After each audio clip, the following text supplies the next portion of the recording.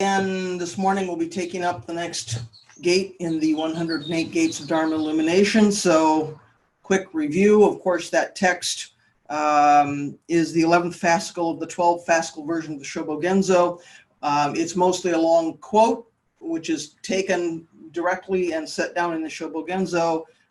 It comes from the Sutra of the Collected Past Deeds of the Buddha. So we've been going through these 108 gates. At least when I'm in this chair, one gate per week, kind of making our way through the 108 gates. When I first encountered this text, I thought this was really interesting because if you have made your way through all 108 gates, you really have a basic grounding in Buddhist thinking, you know, and like Zen practice, because these gates touch on so many interesting things. And for me, I find that the gate statements themselves usually provide an interesting intersection, because the pattern of the thing is such and so is a gate of Dharma illumination for XY reason. And intersecting those two things, something interesting sits in that intersection. So it's been a helpful text to talk about. So today we take up gate 34. The inhibition of self-conceit is a gate of Dharma illumination, for with it wisdom is fulfilled. And we've talked frequently here about the relationship between individual self and universal self, or, you know, sort of small mind and big mind. This isn't the first time we've encountered a gate that seems to be about managing our arrogance or managing our pride. And so when I saw this gate, I kind of thought, oh, geez, here we go again, right? It's like, you know, we've done that. But actually, inhibition of self-conceit seemed like an unusual phrase to me. So I went back and looked at the kanji. Two important feelings come out of the kanji for this. One is patience and tolerance, and the other is governing or managing. So I thought that was an interesting intersection. You know, in other words, this is less about having a high opinion of ourselves and more about having self-control or self-discipline or self-restraint. We might say personal maturity, right? So inhibition of self-conceit is not necessarily about, I think I'm hot stuff. It has a lot more to do with self-control. How do I manage myself? So I also thought the second phrase, wisdom is fulfilled, was interesting or unusual. And so I looked at that as well in the kanji. This wisdom is prajna. So this is not wisdom like this is my intellectual smarts, right? This wisdom is prajna. So seeing clearly the nature of reality, seeing how suffering arises, seeing the nature of self, right? It's all that really important kind of wisdom. There's also a feeling in these kanji of satisfaction or sufficiency, right? Nothing is lacking. So fulfilling in this case is to realize or to make real. So we have wisdom is fulfilled. So we now know something about wisdom or prajna. Fulfilled is about making something real, right? Completely being sufficient. So we might say wisdom is fulfilled is to completely manifest prajna with no gaps, right? No overlap, no gaps. To completely clearly manifest prajna. So now this gate makes a bit more sense to me. If we exercise some self-control, we completely manifest the prajna, the wisdom that's already here in this body and mind. So it's like we get out of the way. We get ourselves out of the way. And somehow our inherent wisdom, our inherent prajna has the chance to come forth. So that doesn't mean we suppress the small self. It doesn't mean we make believe the small self doesn't exist. We make it less real or less important than the larger self. Both the individual self and the universal self are important. They're equally important. They both exist. It's not that we favor one over the other or we diminish one and, you know, and build up the other. They both exist. They're both important. So Uchiyama Roshi says that desires and cravings are a manifestation of the life force. So we don't need to hate them. We don't need to get rid of them. We just need not to get caught up in their stuff, right? So it seems important in all of this not to stumble over the English words, because we are working in translation. We always know that's, you know, creates its own layer of complexity. So let's not get too stuck over the words in this particular translation, even though I'm kind of picking them apart and going back to see what's underlying them. You know, for one thing, if there is no self, and we're always talking about how there is no self, if there's no self, how can there be self-control? How can there be self-discipline, or, all of those kinds of things. Then what about words like inhibit or words like control? We're saying inhibiting self-conceit. We're saying, exercise self-control. The root of inhibit is to hold something, right? To control something is to restrict activity. So the feeling around that is that there's some rigidity, or that we're blocking something by force. Well, we know practice is not about forcing something. I've said that, many times before. Practice is not about forcing something in an unnatural way. So self-control is not about forcing ourselves to be inauthentic. It's not about forcing ourselves to act in some unnatural way. Instead, we just let go of being pulled around by the three poisons, right? Greed, anger, and ignorance. If we're not in the thrall of those things and pulled around by those things, then we manifest the prajna that's already here. So in particular, self-control is about not being at the mercy of our emotions and our desires, and being able to manage how we express our emotions and desires, in our behavior, particularly in difficult or trying situations, because that's always more difficult, right? Not being at the mercy of our delusions is the same as prajna, right? We're not caught up in the things that keep us from seeing clearly. So if we're not caught up in our illusion, delusion, confusion, we get to see clearly what's happening here, and what's happening around us in this one unified reality. So when we see clearly, we don't go to pieces when some strong emotion comes up, or some strong desire comes up, or craving or aversion. We can keep our patience, we can keep our equanimity, and we can still recognize what's happening in here and what's happening out here, and do that in a balanced way. So Sawaki Roshi said, illusion means being unstable. Illusion means being controlled by the situation, right? So if we're not seeing clearly, we're kind of at the mercy of whatever's going on. So when we don't really know what's going on, those are the times we really feel the need to control our circumstances, right? If we really aren't seeing clearly what's going on, that's when we want to exert some kind of control. That's when we have angry outbursts. That's when we feel moved to do some unskillful action, to say something unkind, to do something kind of desperate, because we're fearful, and that's the human condition. But in trying to control the situation, we lose control of ourselves. We become unstable. So as Sawaki Roshi says, illusion, kind of makes us unstable. When we see clearly, then we're able to let go of some of that fear of the unknown. It doesn't mean we can predict what's going to happen, but at least we're seeing clearly. We're not making stuff up. We're not throwing more confusion into the situation. When we let go of our illusions, we're no longer at the mercy of whatever is kind of happening here. We're not getting tossed around by stuff. We get to remember that everything is impermanent. We get to see that the universe doesn't do things just because we think it should, right? We can manage our expectations about what's going on. Just because we think something should happen doesn't mean it will, right? The universe doesn't sort of dance to our tune. We get to remember that the self doesn't really need all the defending that we feel called to do all the time. So ironically, we could say that self-control comes from the small self not needing to be in control, or at least not quite so strongly, at least when it comes to satisfying all of our cravings and aversions and all of that. So it isn't that these emotions and desires don't arise. Sometimes I think in our practice, we can fall into this pitfall that says, I need to be sort of a zombie. I need to be inert or a robot or something. I need to not have strong feeling, that somehow if anger comes up, I'm a bad practitioner. None of this is saying that emotion doesn't come up and that desires don't arise. We know that they do. That's what goes with being in this human form. So again, this is not about quelching that stuff. We're human. This is the human experience. This gate isn't saying we ignore those emotions or desires, or that we suppress them somehow. That's not healthy, right? I mean, that's just not healthy. So instead, this gate is encouraging us to consider how we express that.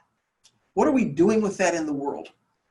What are we, doing that? What are we doing with it when we encounter our moment by moment life? Are our cravings and aversions leading us to some kind of unskillful behavior?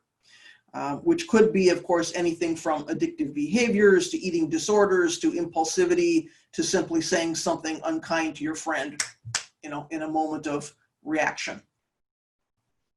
Usually we think about self-control as our rational functions somehow prevailing over our feelings or our irrational emotions or something like that.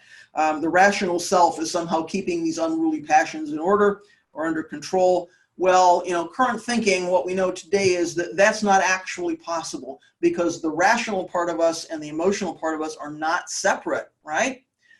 These things are really interconnected. Our rational responses to things or our rational functions are heavily influenced by our emotions and by our feelings, because unity, right? This is one being, and all of this stuff is tangled up together. When I worked for the government, I used to coach presenters. That was my job. It was a big part of my job. I had presenters who were either getting ready to propose something to the council for approval, or at least they needed to get buy-in for an idea or for an approach, something that they wanted to do. But as we know, and I can say this having worked for the government for 16 or 20 years, government data are dry and dull, right? It's a lot of numbers, it's a lot of statistics. This stuff can be not very interesting. It can make for kind of a boring presentation. And I used to say to my presenters, why don't you tell stories about the human beings that are affected by these data that you're collecting? Why not bring them into the picture? Because the decision makers they were presenting to, of course, were not actually making decisions based on simply the rational, dry data. They're making decisions based on how they feel about the data. So we really can't take that out of the picture. So I sort of had to give these presenters permission to include feelings and values in these presentations and acknowledge the entirety of the audience's experience of what they were talking about, and what the human condition is, because of course in the government you're not supposed to make decisions based on your feelings, right, on your emotions. It's all supposed to be about being very rational and taking into account the data. So it wasn't that those feelings and values weren't there in those audience members, they just weren't being acknowledged. And in some ways they didn't have permission to rely on that part. And so the presenters didn't have permission to use that part either. So really it was only part of the story.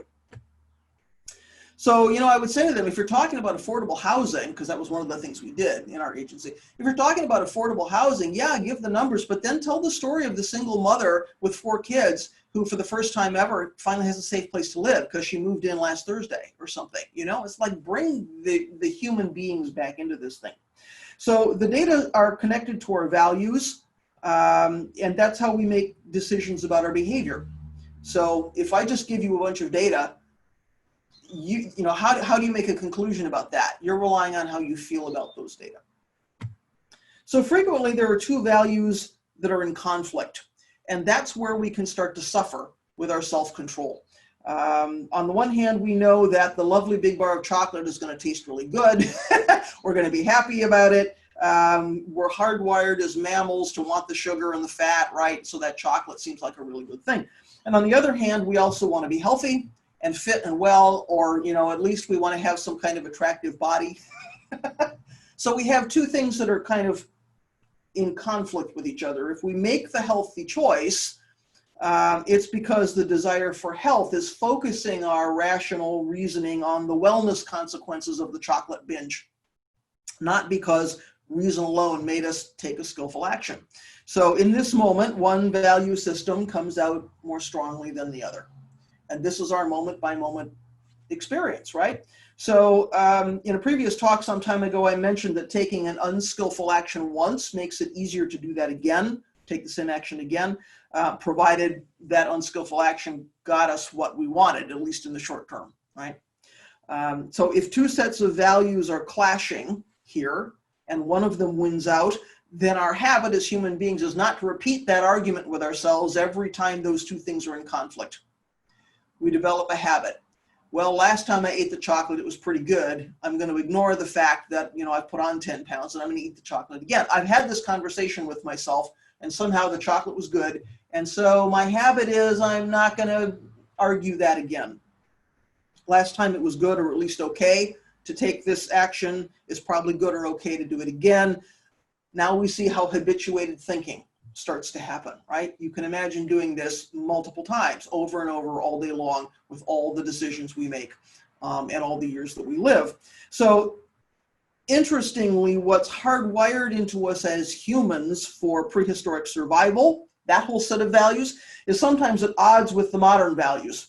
Like the chocolate example says, the body is hardwired for sugar and fat because it doesn't occur that often out in the world, in nature. And yet, our modern value says we like the chocolate. There's something we associate with the chocolate. Somebody we love gave us chocolate for Valentine's. We have all of these things going on. So it becomes a bit complicated. So I see a real link here with Uchiyama Roshi's big question about peace and progress, right? Again, his big question was, how do we maintain some contentment, some peace of mind, stability, equanimity, while we're still engaging in the development and the progress that we need in order to live in this modern world? So how do we balance these two things? Humans, like every other animal, have always been engaged in competition. All animals compete for food and territory and mates and all the things that they need to survive. Today, people are also competing for fame and profit and self-image, and yet they also want to be happy and contented and stable, right? And comfortable. So these two values can feel like they're in conflict. Which one is winning out today? So one kind of self-control can be to put off taking the time off, resting at home in order to work really hard and get a promotion. Maybe there's a salary increase with that and you need to take care of your family. And on the other hand, another kind of self-control can be to let go of the need for the fame and the gain and the promotion and the title in order to just live simply and live peacefully and live quietly. So neither of those two things is bad. Neither of those options is necessarily unskillful. Neither of those is unethical. Now we have a bit of a conflict. So, both of those could be skillful action. Both of them are examples of self-control. I'm putting off one thing in order to get another thing, right? So this is not easy, and this is not obvious. The choices are not obvious. So self-control or self-discipline can be related to our habituated thinking, as we've seen, and if so, then we get some clues about maybe how to practice with it, because we are always practicing with our habituated thinking. Right? Our habituated thinking can sometimes be our delusion and illusion and the things that make us unstable. So our habituated thinking says there is a fixed and permanent self. It needs lots of things. It needs to be defended. It's going on forever and ever. My permanent fixed self needs things and needs to avoid things. Right? This is the story we tell ourselves. Our habituated thinking says I'm separate from others. I'm separate from the universe. What I do doesn't have any effect on the people and things around me. I'm not responsible for that effect if there's an effect. Out of these kinds of delusions, we've developed some habits of body, speech, and mind. And we know body, speech, and mind are the three places we create karma, because that's where we take action, right? So we need to watch all of those things. So breaking any habit is a matter of paying attention. And so much of our practice is about paying attention and paying attention to what's happening here. So here's that craving, here's that impulse, here's that aversion, here's that thought again. Here it is again, here it is again. So there are some things we can do to pay attention to that. What's really going on here, right? We can recognize what's really happening here, what's really motivating us to do or grab or run away from whatever it is. Again, we don't look away.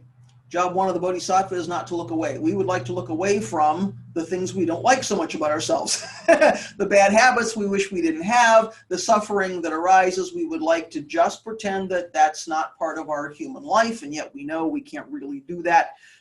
We have to accept that this habit, this feeling, this discomfort, this dis-ease is there. Until we accept it, we can't look at it carefully. We can't befriend it. We can't become intimate with it. So, we need to ask, okay, what's really going on here? And then why does that feel important? If I really feel pulled toward something, or if I really feel the need to avoid something, why does that feel important? What about that is pulling me or pushing me or driving me? What values seem to be arguing with each other, for my heart and mind, right? What's going on in my body? What do I feel in the body? Is there some clue there to what's happening for me? We really get to investigate this thought or feeling. Now, again, this is not what we're doing in Zazen, right? We're aware of this stuff in Zazen, but we're not sort of doing the analysis in Zazen. That's something else. But when something arises and we can accept it and we can begin to look at it, then we get to learn some stuff about ourselves and about the human condition. So looking carefully, seeing clearly, allows us some space for our natural prajna to show up, right? And give us a little help and help us to see clearly. So we can stop identifying with these feelings. We know the feelings are something we've created. It's not that they're not real, but they don't constitute the self, right? We can have a bit of non-attachment. So non-attachment is not separation.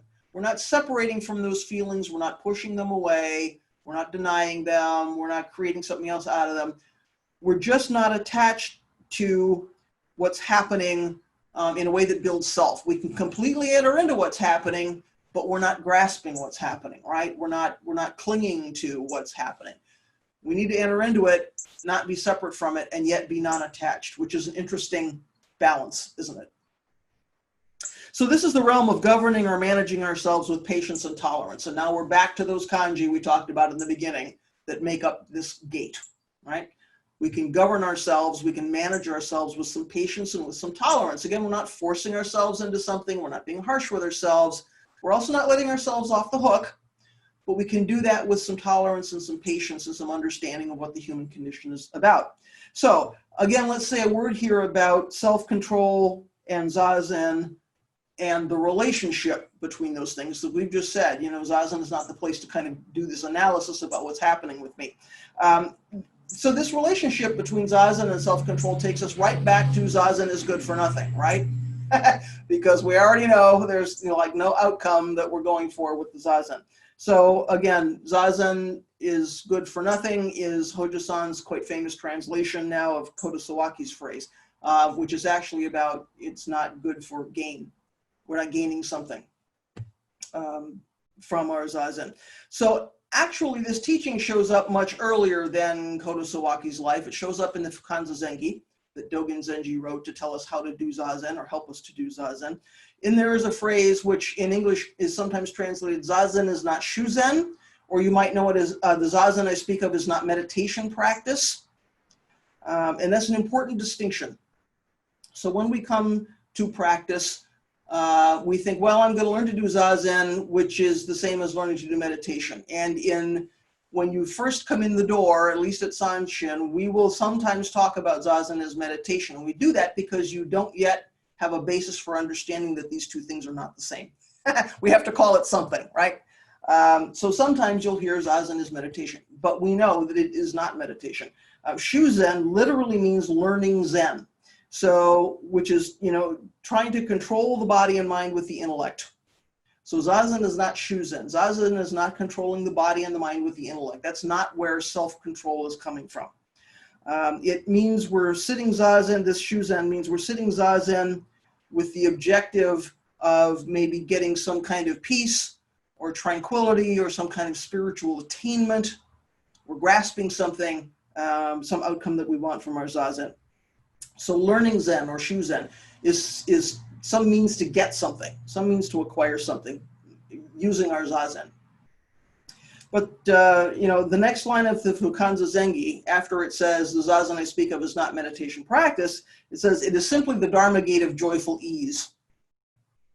So when we just sit and we open the hand of thought and the mind settles down, then we find that we are right in the middle of the Dharma. There's nowhere else we need to go. There's nothing else we need to get.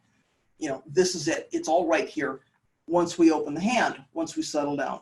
So zazen is not a practice of self-control or exerting some power over ourselves. It's not about forcing ourselves to sit still in a certain way when we would rather get up and do something else. I'm going to sit here because, I'm going to force myself to sit here, but golly, I'd rather get up and get a snack. That's not what our zazen is about. It's not a matter of trying to put things in order with our own energy or our own will or something like that. I'm going to get myself together by forcing myself to sit here. We know that's not what our zazen is. When we let go of the self and we let go of the illusion and delusion, then everything's already in order. We get to see that everything is already in order. Everything is doing what it's doing. So zazen is not a technique for cultivating self-control. And if that's true, then how do we practice with self-control? What can we actively do to begin noticing when we're falling down in the area of self-control? How do we get to try to work on that? Well, one thing, of course, is to pay attention to our temptations, our distractions. Once we're aware of what triggers our impulsive behavior, then maybe we can start to minimize those distractions. Again, it's not a matter of forcing something out of our lives, but once we know what the triggers are, we get to practice with that a little bit. So we recognize something is winning out over our good intentions, right? We make a vow, we have an aspiration, we want to do something good, and yet something is pulling us off course a little bit. There's a clash of values again, somewhere happening there. So we can ask ourselves, what are we running away from when we give in to our cravings and our aversions and we lose our self-control? We're running away from something, right? If we're running towards something, we're running away from something. So what is that? What's our motivation for managing ourselves well with patience and tolerance? And what's our motivation for giving into the unskillful impulse, right? What's arising when those things are in a bit of a conflict? So do we need to avoid the potato chip aisle in the grocery store, or the beer and wine aisle in the grocery store? There's a reason we don't bring our tablets and our cell phones into the Zendo, right? I mean, it's just so tempting to be, checking the email all the time. Why things in a Zendo tend to be fairly simple. It's so that we're not tempted, Sesshin without toys is kind of the same thing. There's lots of stuff we want to play with. So can we minimize distraction? Can we minimize temptation? All of that is the same approach.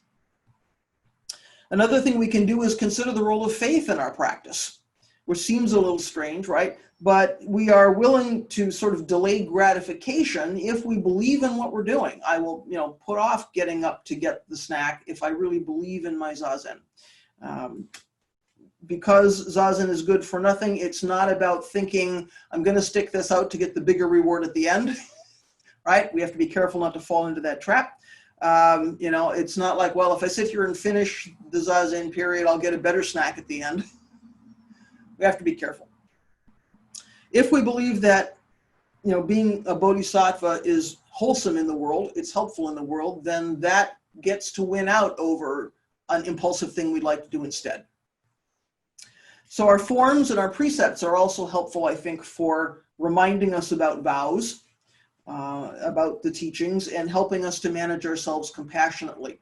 So having some structure can help with managing our impulses and reminding us about interdependence and about the connection between self and others and all of those larger teachings.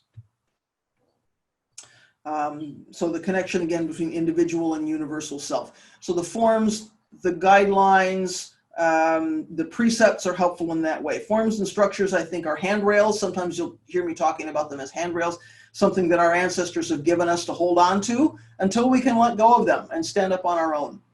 So, again, these precepts and guidelines and forms are not about forcing ourselves into some unnatural position, but it's a structure we can hang on to until we can manage ourselves.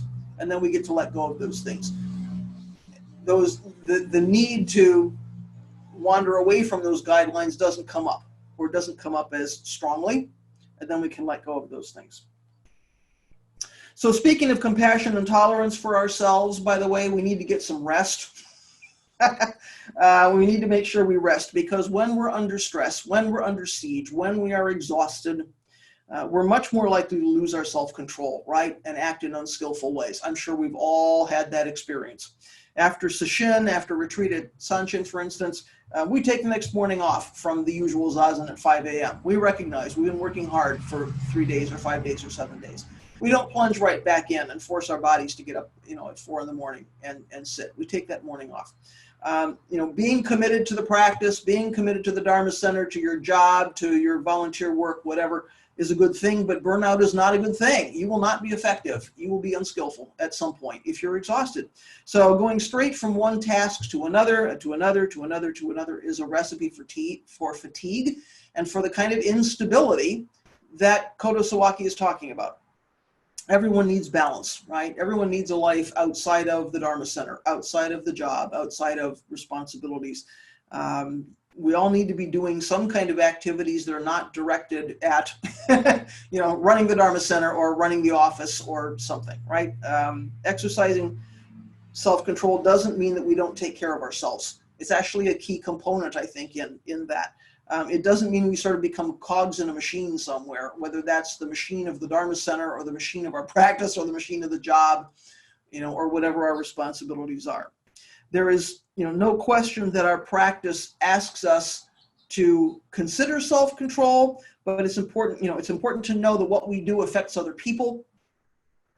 When we lose control, we do stuff we regret later. We reinforce unskillful habits. We make it that much easier to make the same mistake again. Maybe we cause some suffering for others. So certainly, self-control needs to be a part of what we're paying attention to. But we need to put ourselves in the best position to do that, which means body and mind need some rest, right? So to practice with self-control so that our prajna sort of shines through, comes forth, we need to deeply understand the nature of self. This is familiar ground for us. We hear this all the time. We need to see how our delusions about self cause us to put a lot of energy into gratifying our cravings, gratifying our desires, and also our aversions, right? Craving and aversion is two sides of the same thing. It means we want something. We either want what we don't have or want to get rid of something we do have. It's all about this grasping. So again, it's not that we negate the self. It's not that we become martyrs. Self-control is not about being a martyr, because being a martyr is an ego thing, right? It means I have an idea about what I am, who I am as a good practitioner. We need to let go of that stuff. If we don't, then that small self is like a toddler having a tantrum, right? We feel denied. Something I want is being denied to me, and that's going to become stronger and stronger and stronger. And you know what a toddler is like having a tantrum, right? What more common image is there of a being losing self-control? We don't want to go down that road. So if we can patiently and tolerantly become familiar with our values, our motivations, what drives us to do things, we can see what's really happening when we start to lose self-control, and when we see we're about to make a mistake. So there are some important questions we can ask ourselves about this, and some things that we can do. One of the 5 elements of spiritual health is a clear understanding of one's inner truths and on what those are based. So we can do some discernment around that. What do I hold to be true? What do I believe in, and why do I think so? If we're encountering situations in our lives and we're not always making the choices that we want to be making, then what's going on for us? What value is struggling with what other value? Are there things that we can understand about that argument to shift that power, to shift that energy towards something we think is more wholesome? Are there ways we can remind ourselves of the benefit of seeing with the eyes of prajna or the eyes of Buddha, as opposed to seeing with the eyes of the toddler, right? Toddler has a very limited view. Buddha has a very big view. Can we back out of the one and see with the eyes of the other? So if self-control is about being skillful in expressing our emotions and our desires, then we don't have to deny our strong feelings when they come up. If it's time to cry, it's time to cry. If it's time to get somebody's attention with some pretty strong words, then maybe it's time to get somebody's attention with some really strong words. If we can do those things fully, we can do those things authentically, we can do them without being destructive, right? Without raising suffering, causing suffering for ourselves or other beings. That happens because, we're not at the mercy of these strong feelings. We let them come up, we acknowledge they're there, we do what they need us to do, but we do that without being unskillful. So we can completely integrate those feelings into our experience of this moment. We can see them fully for what they are. Maybe we're a little less likely to be blindsided, right? To be knocked off our feet by them. If we can keep our attention where we want it, wherever that may be, wherever that energy needs to go, we can do that without being distracted. We can be fully aware, fully present, fully experiencing our feelings, and do that in a very clear way. So trying to maintain control by willpower, by force of intellect, is only going to get us so far, because we're forcing something, right? It takes a ton of energy to force like that. Prajna doesn't show up until we open the hand, and then there it is. It's always there. We're not always in touch with it, right? Not something we need to get. It's always there. So being authoritarian with ourselves just creates more ideas. It's more thinking. It's more disturbance. It's more distraction because I have an idea. I need to be like this or like that. So aspiration, yes. Holding it loosely, yes. Forcing ourselves into something, probably not. We're already wise, right? We don't need to acquire something. We've already got prajna. We don't need to coerce ourselves. There we go. We don't need to coerce ourselves into something that we're not, right? We need to be authentic. So there are consequences of taking this human form, which means we have feelings, we make mistakes, we do things. But also, of course, this human form is the ground of our practice. We don't have anywhere else to practice. This is it, folks. So we really need to fully integrate all the parts of ourselves.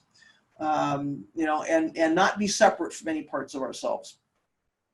So befriending our impulses means that we become more intimate with ourselves. We get to know ourselves a little bit better. Because we're not separate from the universe, we become intimate with that as well. So I'm becoming intimate not only with the small self and my own motivations and my own reasons for being hijacked and doing something which is skillful or unskillful. I'm not only in touch with my own values, but because I'm not separate from this one unified reality, I get to start to see some of that more clearly as well. So studying the self might mean taking a psychological approach. We often hear this quote from Dogen about, studying the self is forgetting the self. So it feels like studying the self is to take ourselves apart in a psychological way. There are times where that's really helpful. Again, that's not what we do in Zazen. But from a practice perspective, that's not the whole story. So taking apart this small self in a psychological way is not the entire picture because it doesn't necessarily take into account the universal self. And it doesn't take into account necessarily the three marks of existence, right? We have impermanence and interconnection and no self.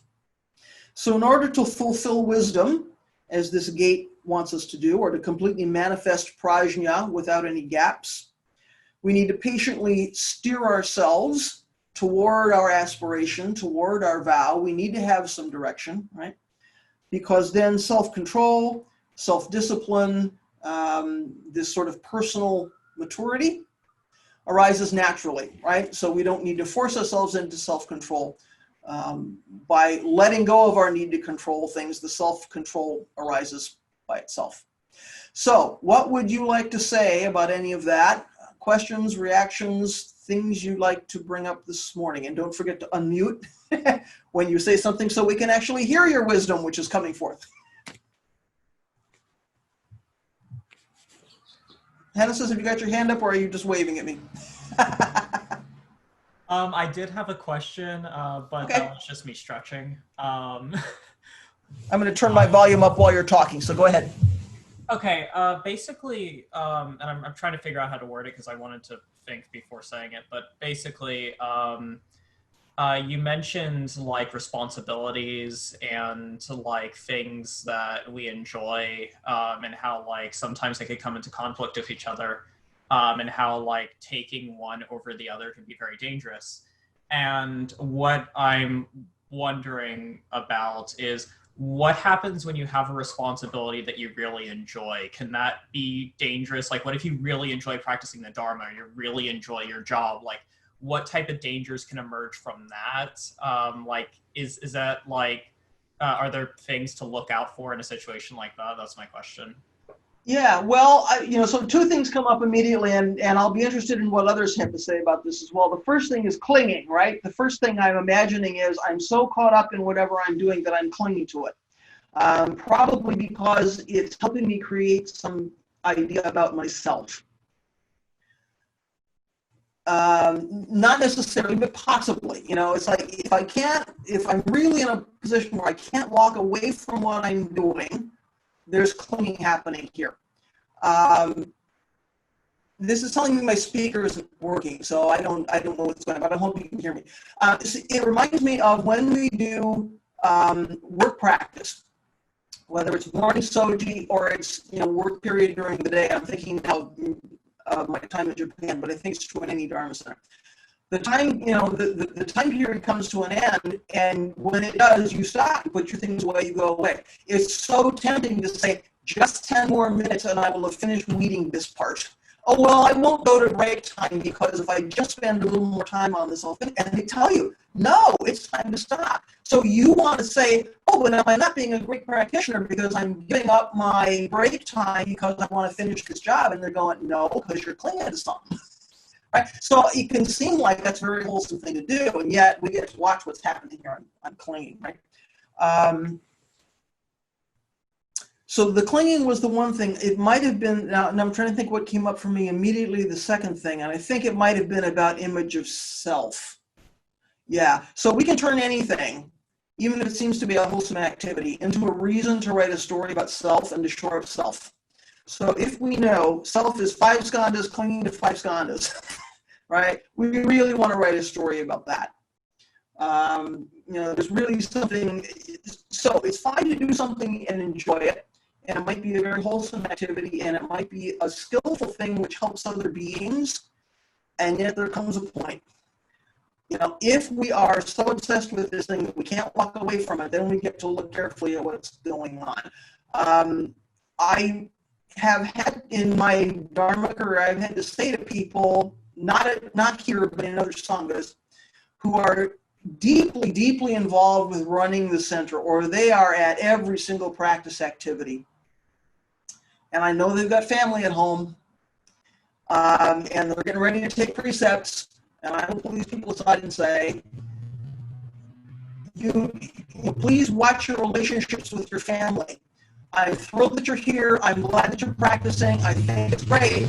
But I got to tell you, if you before you take precepts, I'm going to call up your wife and say, is he never home? Because I don't want people's practice to adversely impact their family life, and it can happen, especially in the beginning. We get completely infatuated because we see all the potential of practice, and we get to do fun stuff, and we get to smell nice things and chant pretty stuff, and people are swanning around in exotic clothes, and we really get, and in the beginning we want to say, this is terrific, somebody's really committed to practice, and then you hear about, well, the marriage is in trouble because John or Jane is never home, or this person is becoming somebody that the family doesn't recognize because, again, they have an idea about this is me as a practitioner, now I'm going to act a certain way, say certain things, give up stuff that it's like, whoa, what's happening here, right? So we have to be careful about even things we enjoy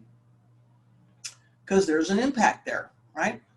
So those are 2 quick ideas about what Hennessus has said. If somebody else has something about that or anything else from this morning, please speak up.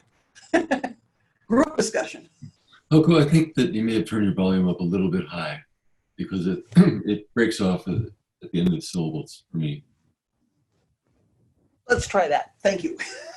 That sounds good. Everybody's mic is at a different, I'll get to you, Mark. Everyone's mic is at a different level, so I'm constantly managing my audio. Mark, you wanted to jump in. Oh, yeah. Hi, everybody. I have something in reference to what Hennessus says at were asked. And, the best example is being a Jisha within the center. We have, if we weren't virtual, we're actually in the Zendo, right? We would have a sense of formality, and, Hoko would come in, there'd be a Jisha with the incense offering. And there are things that the Jisha does. There's things that the Dowan does, right?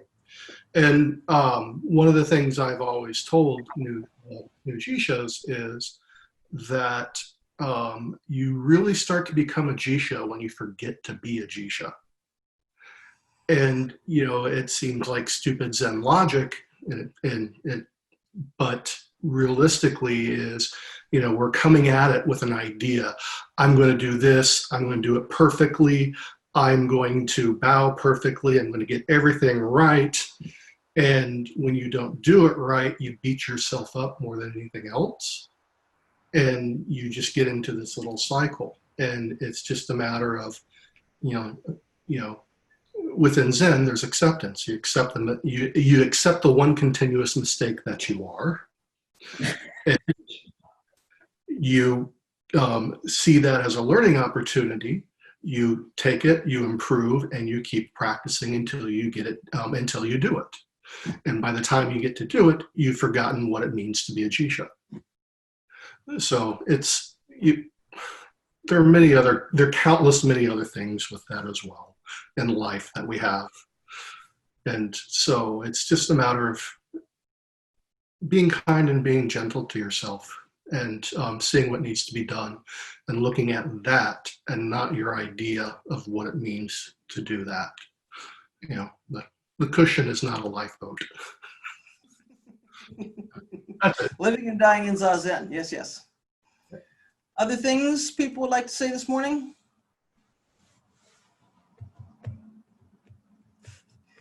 There's so much self-control out there that nobody has a thing to say. Everyone good? Okay. All right, so I'm going to pitch back to Mark then to do our closing chant, and we'll have a couple of announcements. Yes, so thank you for being here this morning. Thanks for your practice. Stay safe and well.